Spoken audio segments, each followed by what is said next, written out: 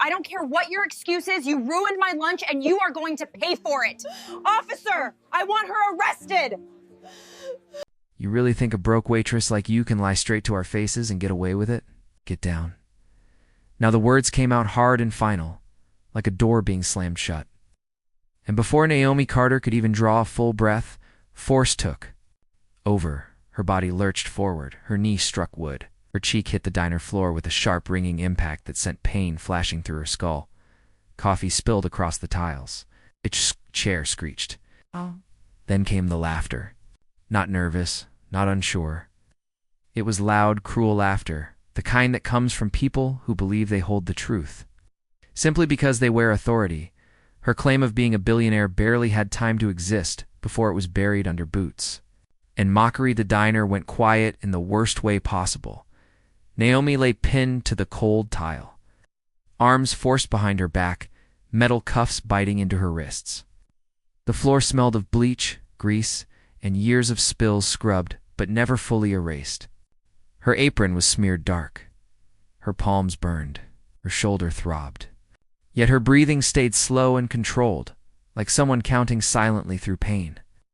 Her eyes stayed open, focused on a thin crack in the tile, using it as something solid in a moment that threatened to pull everything loose. She looked small.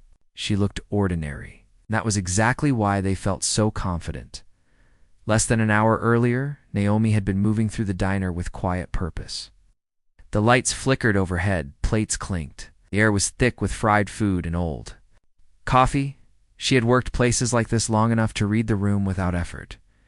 She knew who wanted to be seen and who wanted to disappear. She knew who carried anger and who carried exhaustion. She treated them all with the same calm respect.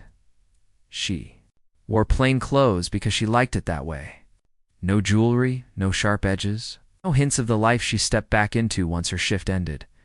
She could afford anything she wanted, but she chose simplicity. It reminded her of who she was before money, before loss, before responsibility stacked so high it could crush a weaker spirit. The customer who started it had been restless from the moment he sat down. He snapped his fingers. He complained about the wait, the food, her tone. His voice carried that familiar mix of entitlement and impatience. Naomi apologized once, steady and polite. She always did. But when his hand closed around her wrist, tight and possessive, something deep and trained responded. She pulled away, not with rage, not with fear, just enough to protect herself. That single movement rewrote the story by the time the police arrived. The narrative had already hardened. Loud voices filled the space.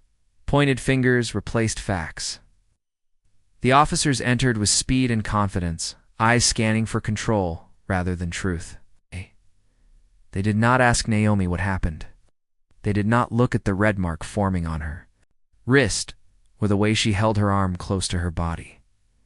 They saw a uniform. They saw a role they thought they understood. When Naomi said she was being treated unfairly, the response was dismissal. When she said she knew her rights, irritation followed. When she said she was a billionaire, laughter exploded again, sharper this time, as if mocking her was a public service. That laughter cut deeper than the cuffs as she lay there. Naomi's thoughts drifted backward, far from the diner floor. She remembered early mornings on military bases where the air smelled of oil, dust, and discipline.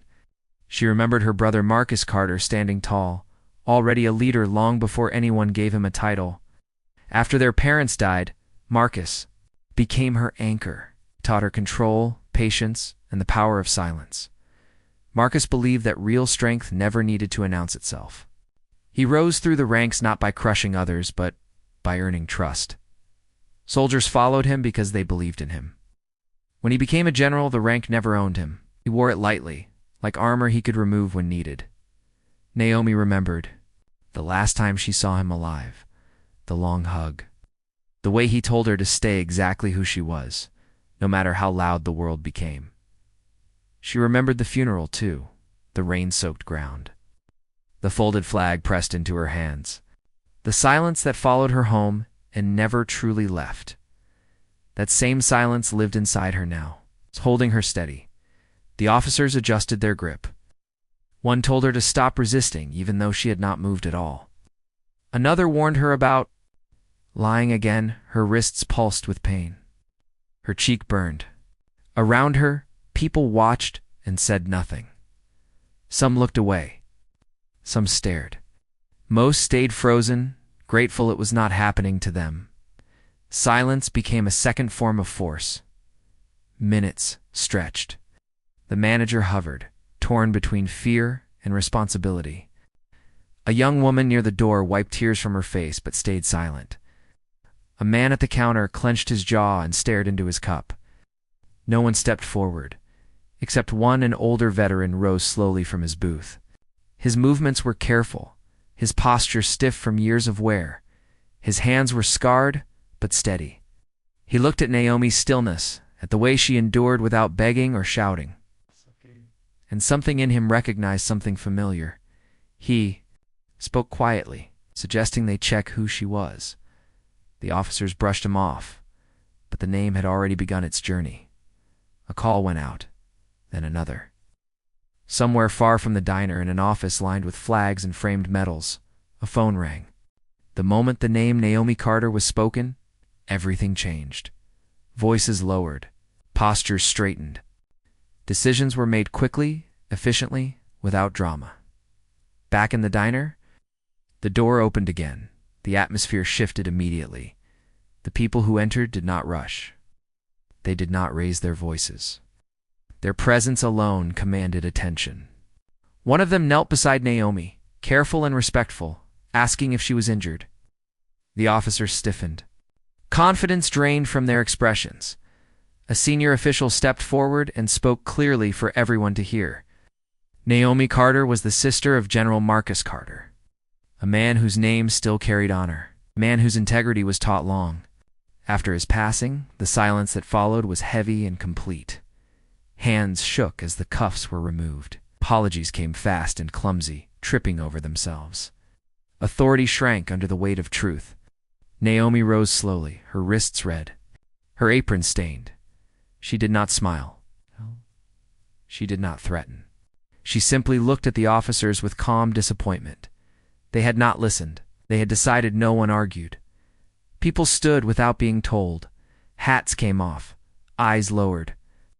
The room felt smaller now, humbled by its own failure. What began as humiliation had turned into reckoning. Naomi straightened her apron and walked toward the door. Before leaving, she paused just long enough to remind them that silence was not weakness, that restraint was strength, that respect should never depend on appearance or assumptions.